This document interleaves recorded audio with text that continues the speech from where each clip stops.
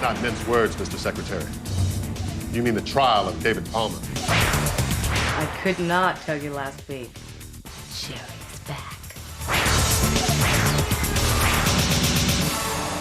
Sherry's back. David Palmer's been overthrown, and we've got the newly sworn-in President of the United States on the phone. Yes, leader of the White House coup, Jim Prescott. Actor Alan Dale is live from LA. What would Helen Daniels think? I'm Tamsin Sylvester, and this is Pure 24. In tonight's show, there's also an exclusive behind-the-scenes tour of District with 24's director, John Cassar. And as the bombers set off to attack the Middle East, we've got someone who's very familiar with international conflict. Chief News Correspondent Kate Adie and writer and comedian Steve Punt is here to give his views. So what are your views, Steve, on this episode we've just watched? Great episode. It was a real coup, that episode. All going on. Interesting insight into American politics. Very interesting. And fantastic graphic of those B-52s on the screen. Looked like the opening of Dad's Army. Who do you think? Yeah. What did you think, Kate? I think it's wonderful, idealistic view of the president. Here is this moral, honest, dignified man. And this is Hollywood, and you look at the real thing. That is what strikes me about... Is it not like the real thing? Well, surely. that I think is the whole point of this series, is that it's Hollywood biting back and saying, this is, folks, what we think it ought to be. This is the president we really want. I would vote for him. Well, we're now 21 hours in. Jack's chip is damaged, Chappelle's got one on his shoulder, and Palmer's are well and truly down. Call us on 0870 24 009 24. That's 0870 24 009 24. We want to know what you think. You can also text, email, or send us a DSAT message. All the details are on the bottom of the screen right now. So Palmer has been ousted during a cabinet meeting, or as he so succinctly put it, let's not mince words, you mean the trial of David Palmer. And what a trial. I mean, what was that about? It's 4 o'clock in the morning and they've ousted the president. Yes, although it's only 1 o'clock in the morning in Washington, I think. Ah, so right. that makes it OK. Either way, if you're going to oust a president, then, you know, 1 o'clock's better than 4. By 4 o'clock, you need a lot of strong coffee if you're going to make a huge constitutional change. So like everybody that. wakes up in the morning to morning television and somebody says, by the way, you've got a new president. It does concern me. I think we've done two hops from reality here. The idea that you can sit and get your brain together at 4 in the morning, the time when you're most vegetable-like, most human beings, never mind senior people in the White House. I mean, there they all are making these serious decisions. What bothers me slightly is I can't quite see why it has to be at 4 in the morning. The president won't take a decision to send in the bombers. Well, maybe that is something which the rather prescient screenwriters got hold of some months ago and said, well, you know, there is this enormous urge to attack countries. Maybe we should write about it. And what you then anytime, day or night. But I suppose, you know, I suppose it's very different, isn't it? Because the American president, we've always said, well, they're quite gung-ho, the Americans, aren't they? And here's a president standing up and saying, no, until we've got the evidence. Yeah, we won't attack. until we've checked the evidence and made sure it's accurate. And got Jack Bauer on the case. Yes. Did you notice, incidentally, that although it's 4 in the morning, the Secretary of State, the one in the aeroplane, it was broad daylight. You don't know where he is. Where what is time he? zone is he He's in? obviously somewhere completely different. You're sure it's not the glow from the nuclear explosion? Oh, it could be. It could be. That was one of my favourite moments of the whole series so far, was the pilot on the plane saying, if you look to your left... you can see the Houses of Parliament. Yes, marvellous. We're going to go to the phones now. Who have we got on the phone? We've got Mike on line 1. Mike, are you there? Yeah, hi Tamsin, how are we doing? We're doing very well, thank you. What did you think of Palmer being deposed in that manner? Well, absolutely outrageous, isn't it? You know, David Palmer is a brilliant president. He's got everything sort of in perspective, and he's just having a bit of a bum's rush with everybody, and there's that corruption with America, and it's all a little bit realistic at the moment. I think it's very apt and very topical. OK, thank you very much. We've got Dominic, who's also on the line. Dominic, what did you think of Novick in this episode? There was that fantastic moment where Palmer said, you are not calling me by my first name, I am the president. These people have been friends for a long time. Yeah, no, that was great. That was sort of like, finally, you've betrayed me, and that's the nail in your coffin, isn't it? It was cool. Yeah, but Mike's gone, he's done a bad turn. He's become a bit of a bit of a bad man, really, recently, in that you feel his judgment's flawed. And what do you think of Prescott? What about his judgment? Why is he doing this? Power hungry, and I get the feeling he's in with the oil people. OK, Peter Kingsley and his like. Yeah.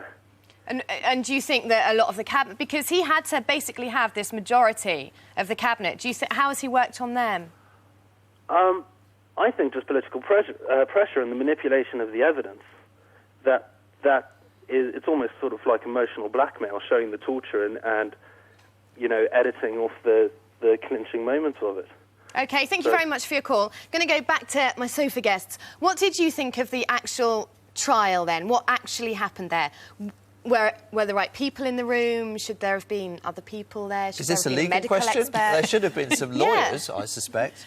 There was nobody defending Palmer. I was terribly impressed when somebody said 25th Amendment, and they all nodded. And clearly these people are brilliant. They just know them all. I've asked one or two American friends, and I said 25th Amendment, and they said, what? We have 25? But everybody in the room knew instantly what it was all about, and that was explained for the viewer. But even so, the atmosphere in the place and the feeling that they're all taking this decision. There's one tiny little bit of background I remember about this. In fact, one's in a plane, one's, you know, people are a long way away. I once sat in the... one of the huge Capitol buildings, the Capitol building in Washington, while the Supreme Court, gathering of 9 judges, took a decision about whether a guy should die in the electric chair. And of those 9 judges, 4 weren't present. They were on the end of a phone, and they took that decision. And so the idea that it should be a face-to-face, everybody in one room, that was years ago. It's not an American thing. Even in the Eurovision Song Contest, they're on a screen. But it was quite Eurovision the vote, wasn't it? Yeah, yeah, kill him, yeah. It's... it was very... I thought dramatically it was a great... So the fact that they used the word trial, you think, oh, I understand this, it's like a courtroom. I suspect constitutionally not enormously accurate. But it's also dramatically great because it brings Palmer and Jack absolutely... you know, Palmer's been very powerful up to now. Jack's been his errand boy running around, you know, offering to fly the plane and all this. But Jack and Palmer's destinies are now Do you think entwined. that Palmer will now go, like, run amok with a submachine gun and join Jack on the trail of... It would be nice, wouldn't it? He's in Washington, though. He's got a long way to get over there. I don't know, it's hard to think. He's far too dignified. He's in LA. He's far too dignified. He's far too much the ideal of everything. There is this guy who... You think he's about to quote Shakespeare, or at least, you know, sort of roll off a few bits of poetry, etc. He is the absolute ideal of presidents, and there he is, never really losing his temper, just looking slightly uncomfortable when somebody gets tortured. I mean... If I was him, I'd go and look for the rest of that tape where someone's rubbed off. You're always thinking, aren't you? Well, he must be... Because the only thing that slightly worries me about, you know, Palmer's demeanour is that he must have had an inkling this might be coming. I mean, I think the moment when the ambassador's helicopter crashed right outside his compound must have tipped him off. Now, hang on, people are working against me here. Hey, there's a bit of a conspiracy here. I'm going to go to Shad in our studio audience. What did you make of what happened to Palmer, how he took it? He's now in a holding cell. What will happen to him next? I don't know. I thought he took it pretty well, actually. I thought he was fairly composed up until the moment where basically he asked... Well, he seemed to realise that Novick was against him. He said, you know, you can't actually speak to me by my given name. And then, like 5 minutes later, he asked him to back him up. So I wasn't impressed. I think he was quite taken aback. I mean, the 25th Amendment, if I can act like I know what I'm talking about, basically he has to be incapacitated, ill, disabled in some way. He's clearly not, is he? No, they're just clearly being naughty. No, but very naughty. Absolutely. It is cooked up. Or because all they're suggesting is because he won't actually go and murder a vast number of people, thousands and thousands, by dropping bombs on them in a country. He's nuts. It raises a number of moral questions about doing that sort of thing. Let's talk about the journalist, Ron Whelan. They brought him in as a witness. He had to make a decision. Palmer put this deal to him. You know, I'll give you an exclusive if you shut up now. As a journalist, what would your reaction to such a deal be? Well, all journalists get sort of various offers, you know, normally at the sort of local town council level, you know. It's not quite Palmer's level. Yeah, well, but that's where you first meet it, that sort of thing. You're suggesting you'd sort of rather upset the apple cart if you put it out now. You know, perhaps you could just, you know, for the good of everybody.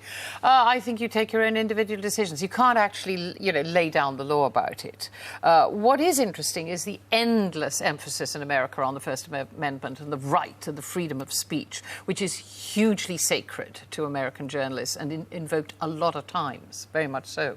Do you I think felt a bit sorry for the journalist because he actually turned up in the morning expecting a speech about the environment, didn't he? He was going to make a speech about wading birds. But then he got a coup and he was very excited. They realised an atom bomb's about to go off, so all his journalistic instincts, I suspect, flicked on at that point, and he thought, great, I've got a scoop here. And then he got shut up in the And then he ends room. up being tortured. Oh, no, he wasn't tortured, No, he wasn't tortured, but Stanton was. Let's talk about Stanton. But he was arrested, and this is something which everybody said, oh, this is terrible, and he talks about, you can't go around arresting journalists. The Americans went around arresting journalists during the invasion of Iraq.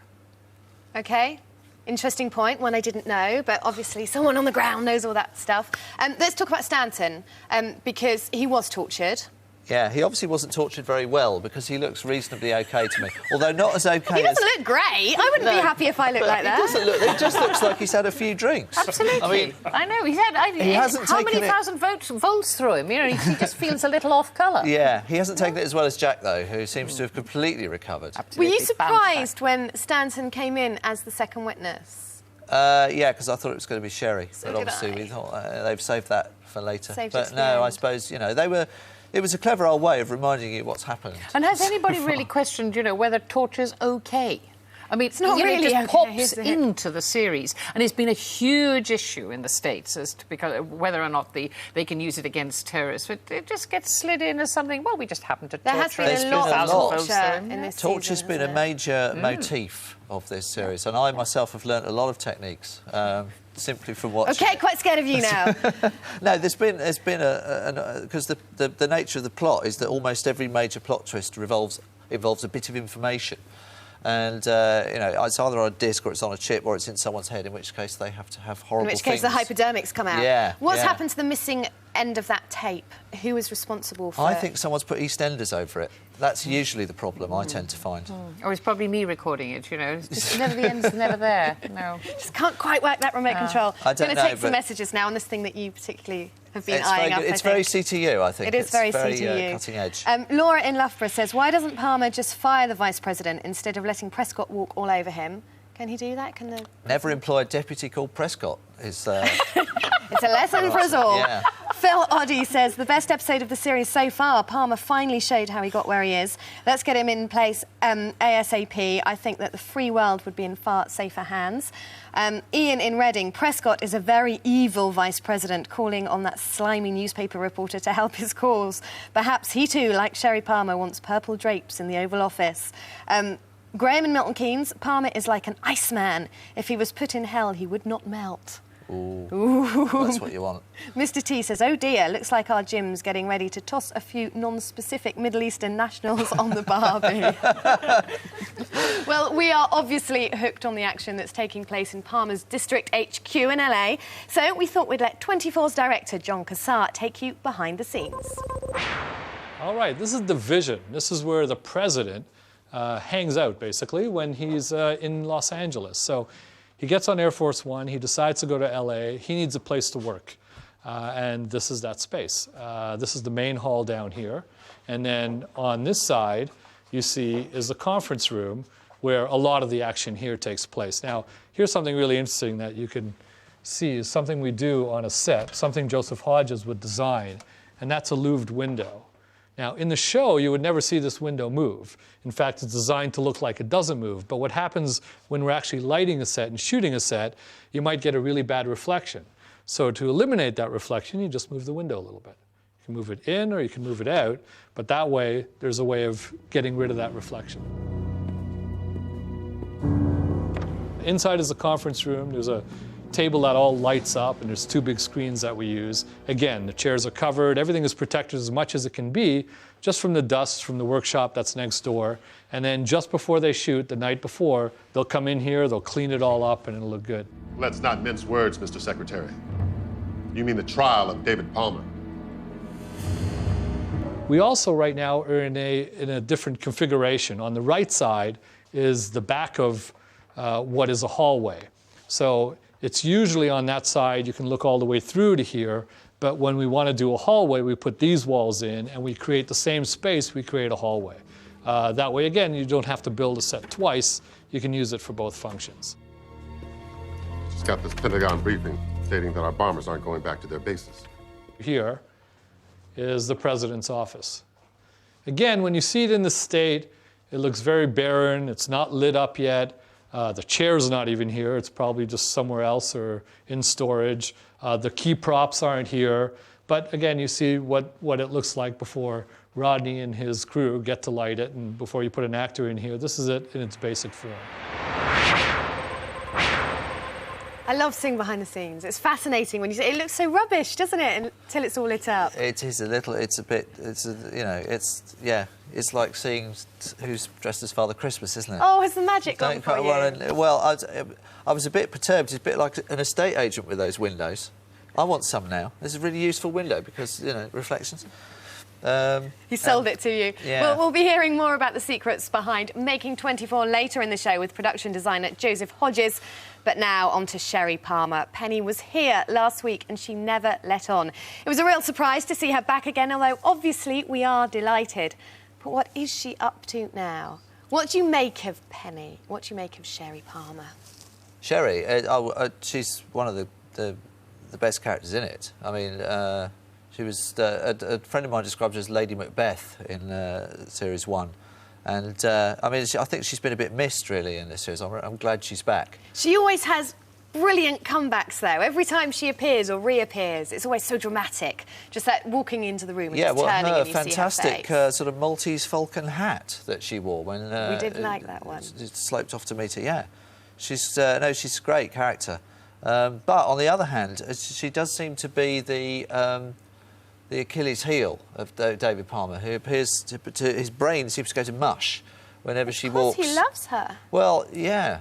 But he lets her walk into a top secret... Okay, well, I've rather sort of lost the sort of sense of any empathy with the characters because the body count's going so high. And to a certain extent, you expect them possibly to be blown away sometime in the next sort of hour or two. Because there is the twists and turns of the plot seem to now be demanding that you just get rid of some people like that and then he pop back in order to sort of hook the audience back and make you think, well, here comes this person again. And I just don't care a great deal about many of the characters anymore. Which ones do you care about? Well, I don't really care. I don't actually feel that I actually don't care about it. It's become a very good, fast, hard, marvellously shot, very tightly written series. But I really don't actually care. You see, I love Sherry Palmer, and I love that she was back. I'm going to talk about more of the characters, which you're not going to care about, but I want to talk about some more that might come back. Because I want Nina to come back. You must care about Nina. I don't care. No, I don't. I'm sorry. I just think it's great. It's a great series to watch, but you're not going to be getting me to sit there thinking, oh, look at her. She's fabulous. No, Nina will come back, I think. She has to come back. I've got a bad feeling about how it might end up with Nina, and because, you see, apart from anything else, she deserves a second chance because she set up that fantastic sort of three-way shootout thing with Jack, and then allowed herself to just walk out of where she was hiding.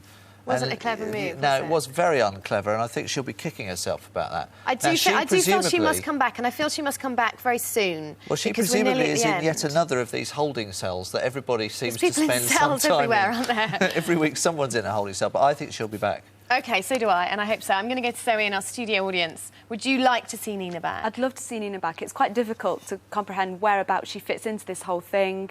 Was she in some way to do with the audio? We're going to find out about the audio very soon. Was she the first person to get into that flat that's been ransacked and turned over? Because Sherry sure wasn't, and Jack sure wasn't. So she might be involved in some way there, but we'll wait and see. We'd like to see it, but I'm not holding my breath just yet. I really want to know what Jack whispered to her that time. We must know this. And also Marie Warner, waiting for her to come back. She's in a holding cell. In a holding cell, shot in the elbow.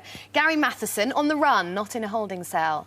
The bad guy from It's very difficult to see how they could, considering they can't even tie Kim into the plot properly, it's very difficult to see how they can tie him in. Maybe they'll do it together. But if they can, I'd be very impressed. Yeah, give them brownie points for that one. Bob Warner, in another holding cell. He's in a holding cell, isn't he? CTU. So, they can as I think is Eric Rayburn, who was fired in episode 4. Ah, yes. Now, I'd actually forgotten about him. Yeah. He was the first one to go, wasn't he? So yeah, he could be. But maybe it's not Sherry at all. So we only saw her for a second. But actually, when you Could be her look in a back, mask. he didn't do anything that particularly bad in terms of what we've seen since, in terms of the context of all the bad things people have done. He just forgot to tell Palmer about a phone call. I'm afraid it's probably to do with the Americans' formulae for doing these television series, which is if you have too many characters in one episode, the audience gets confused. It's a fact. So you have to write They them are out written to and- very, very strict formulae, which make them so successful. But when you have all of these people, the audience is going, now, where are we now? And if you're going to go at the pace that this series goes, you've got to ration the characters. Kill them off. Put them in holding Or put cells. them in a Torture holding them. cell, yeah. Well, now on the phone, live from LA, is Alan Dale, better known to 24 fans as Jim Prescott, the newly sworn-in President of the United States. Alan, thank you very much for joining us. My pleasure. It's very good to speak to you. We're very excited, although we all think you're quite a bad man over here. What's going on? Well, if they will keep calling me Jim all the time, I guess, sometimes I have to be not such a good guy. That's quite a coincidence, isn't it? What did you think when you realised your character was going to be called Jim? Oh, well, I've been dreading it, really. I've been Jim, John and Jack most of my career. I don't know why that is. It's very strange. Strange type of typecasting. Now, when you first got the role, obviously, I know that you actors on 24 only get your scripts sort of 2 episodes in advance. So you can't have seen this twist of being sworn in as the president. What did you think? Well, what happened when I first got the role, I got a call from my manager saying that they'd had a call from 24 and they needed me to do a day's work, and I started tomorrow. So I didn't audition, I didn't meet anybody. I just went out there the next day thinking I had a day's work, and then discovered I was there for 3 months. So that's my warning. Wow, that's pretty scary. I mean, to go in to do a day's work and then suddenly have to start developing this character and shooting for 3 months. Well, he was the vice president, and the president was a very charismatic guy, and I realised that I was going to be playing second fiddle, and you know the way vice presidents are. So that's what I sort of concentrated on, really. So how was that scene then when you were sworn in as president? Did you get a rush of pride?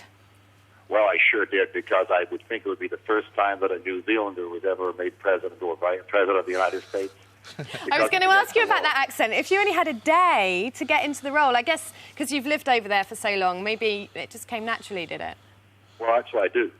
I'm an actor, you see. That's true. That's true. But a lot of actors have to have voice coaching, accent coaching. You didn't have to do any of that. No, well, the first time I ever performed, was when I was at school, and I imitated a comedian who your older listeners, viewers may remember, called Shelley Berman, and I stood on stage in my school uniform and imitated this guy, and that was the first time I ever performed in front of people, and so I've been an American really most of my life. Oh, I like that. So I like that image of you in your short trousers doing a skit. I know you've got a son that lives in the UK, Alan. Was he a big 24 fan? Does he watch? Well, when I rang him and said, we talk sort of most weeks, and I was chatting to him, and he said, so what are you up to? I thought, well, I've got to go out tomorrow to do a day's shoot on this thing called 24, which I didn't know at all because I hadn't watched it. So as soon as I got out there and did that day's work, I realised this was going to be a lot bigger than I thought. So I got hold of the DVDs of the whole series and watched the whole thing, and over like a matter of a weekend, and it was pretty stressful, I must admit, because I don't know about you, but I find the show makes you get up. You can't sit down and relax. You're sort of walking around the room watching the television, and so I spent a weekend doing that and caught up with it. But Simon said to me he got his voice sort of cracked like an adolescent, and he started squealing at me because he's a huge fan. So there we are. So it must be really hard because obviously the American version airs before it airs over here. You must have to keep all those plot lines from him. Well, I always threaten people. I've got my voiceover agents are actually huge fans, to the point of actually going off to evenings when there are actors from the series talking, and they'll go and pay money to sit there and listen to them talk. But these people, I used to threaten them when it was on. Like it's been off now for a couple of months here, but when it was on, I used to threaten to tell them what was happening next week unless they got me in quickly and to get my job over with. That's a very good bargaining tool because we're all so scared. Well, obviously, we remember you from Neighbours. Was Neighbours big in the States? Do people know you over there? Not at all. One of the great joys of coming here was a chance to sort of be to be just nobody again, and not that I was anybody particularly, you know what I mean, but where I could walk down the street and have a row with my wife in the restaurant and not have people stare at me. What about, we had, when you first appeared, which I think was in episode 17, we had Stephen Dennis on the phone talking about it. Would you like to see him join you, maybe? Oh, very much so. I keep trying to talk him into it, but he's something. He married a Scottish girl, you see, so he's not going to want to come over here and live in Los Angeles. Mind you, you're talking to me. I'm in Miami at the moment, looking out at South Beach here in Miami, because I'm working on a show called CSI Miami at the moment. So I don't know if you had that there. We do indeed. How very glamorous. You've painted a beautiful picture there. Thank you very much for calling in. It's been fantastic to speak to you. Thank you very much. Bye-bye. Well, Jack has been to hell and back to get his hands on that chip. Over the past 5 hours, he's been tortured, hung naked, shot at, and even brought back from the dead. Now they've got it. They can't even find the vital audio files. We kind of saw that one coming, didn't we? That the files weren't going to be on this chip. Yeah, we kind of did. I mean, one of the brilliant things about 24 is Alfred Hitchcock had this famous thing he called the MacGuffin, which is just the thing that the plot, everything else turns on. And 24 has to have 24 of them. There's a different MacGuffin every episode. You've got the chip, and then it's a damaged chip, and there's a tracking thing in the chip as well. And it's also a chip you can just stick into a disc and it goes into a computer, and then they've got... It's all true, it does work. I'm sure it does, yeah. And it's nice to know even at CTU they have to call IT to come down and... And the guy just switch it off and switch it back on again, it'll be fine. Yeah. Enormously relieved that absolutely nobody in the series has got a dog. Because the possibility of the chip on the dog, you know, raises rather sort of strange things. It's a very vulnerable chip. Yeah, the dog it is. ate my homework. The chip hit the floor very hard at one point, so I'm not surprised it's damaged. Imagine if it was a dog, you know... Yeah. That would be actually, all the bad guys would be running the wrong way. I don't even want to think about how they would then retrieve the chip. Yeah. What about this Alex guy, this hacker?